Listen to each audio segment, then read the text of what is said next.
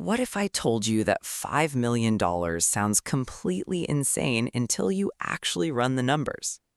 Hmm? Stay with me here because somewhere on the internet, someone did a calculation, added up inflation, healthcare costs, a long life expectancy, and landed on this eye-watering number for a comfortable retirement in Singapore: $5 million. And most people's first reaction is the same: laugh, close the tab, assume it's fear-mongering clickbait made to sell you a course. But here's the uncomfortable part. The math behind it isn't actually wrong. It's just incomplete. Okay, let's start with something you already know. You wake up, you take the MRT, maybe grab a kopi on the way, you put in your hours, CPF gets deducted automatically, and somewhere in the back of your mind, there's a quiet question you keep pushing aside. Will this actually be enough one day? Most Singaporeans don't ask that question until their late 30s. By then, the runway feels shorter, the pressure feels heavier, and $5 million sounds like a joke played on the middle class. So let's actually take it seriously for a moment. Where does a number like that even come from? Simple. Someone assumes you'll live to 90. They assume inflation keeps eating away at your dollar every single year. They assume you want the same lifestyle at 70 that you had at 40. Private hospital visits, travel, helping your kids, no compromises. Stack 30 or 40 years of expenses on top of steadily rising costs, and yes, you can absolutely land on a number with 6 zeros in front of the decimal. But here's where most people get it wrong. They stop at the scary number and never ask the second question. Do you actually need all of that to retire well? This is where the video gets interesting, because there are two totally different versions of retirement hiding inside that one big number. There's the version built on fear, and there's the version built on math you can actually control. Let's talk about CPF for a second, since it's the foundation almost every Singaporean retirement plan sits on, whether they realize it or not. Your CPF isn't just a forced savings account. It's compounding quietly in the background while you're busy living your life. Your ordinary account, your special account, eventually your retirement account. Interest rates that sound small on paper, 2.5% here, 4% there, but stretched across 30 years of working life, that's not a small number anymore. That's a machine running in the background the entire time you're not paying attention to it. Here's a thought experiment. Imagine two friends. Same salary, same job, same age.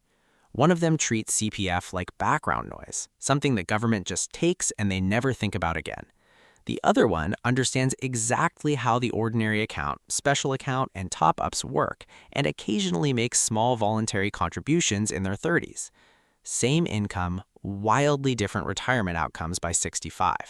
That's not luck. That's just someone who understood the machine they were already standing inside of. Now, here's where the shift happens. Because CPF alone, even used well, usually isn't the entire answer. It's the floor, not the ceiling. Most financially comfortable Singaporeans aren't relying on one single engine. They're running 3 or 4 at the same time.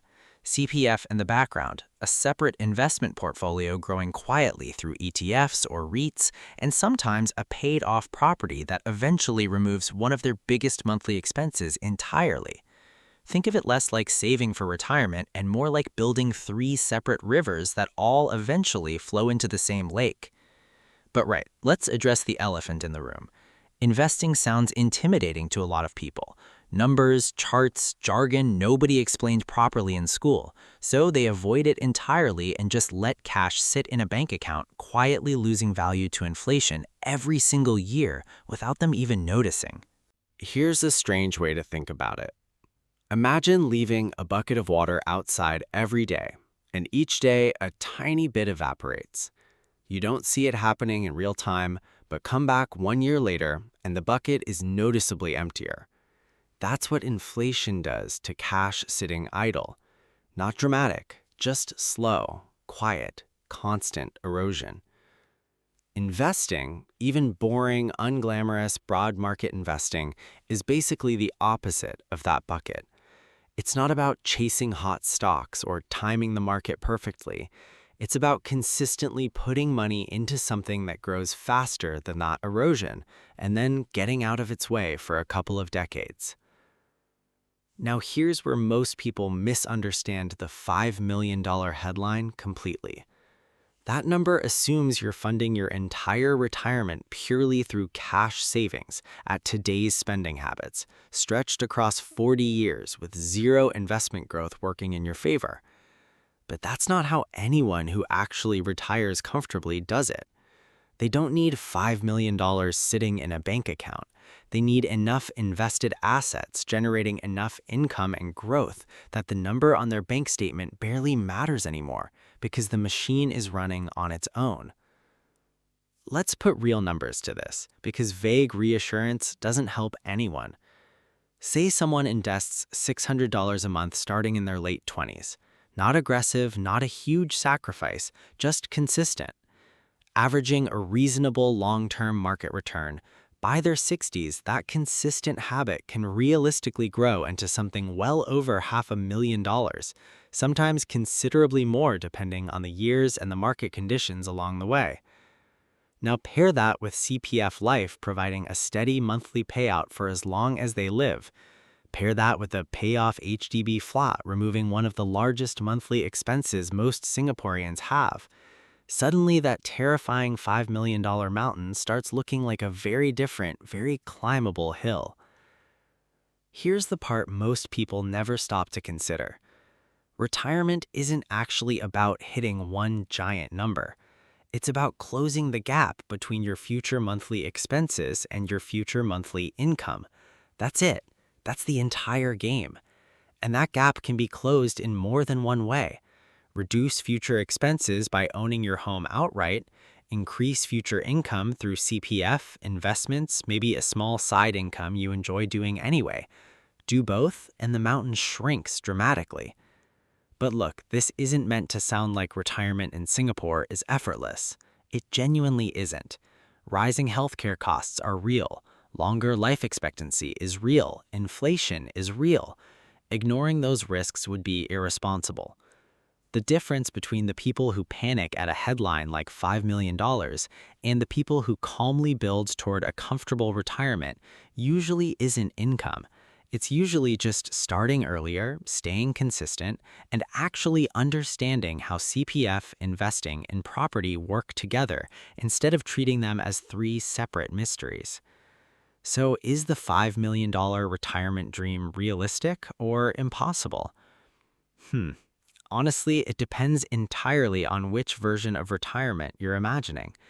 If you're picturing unlimited luxury, private everything, zero compromises stretched across 40 years, sure, that number might genuinely apply to you.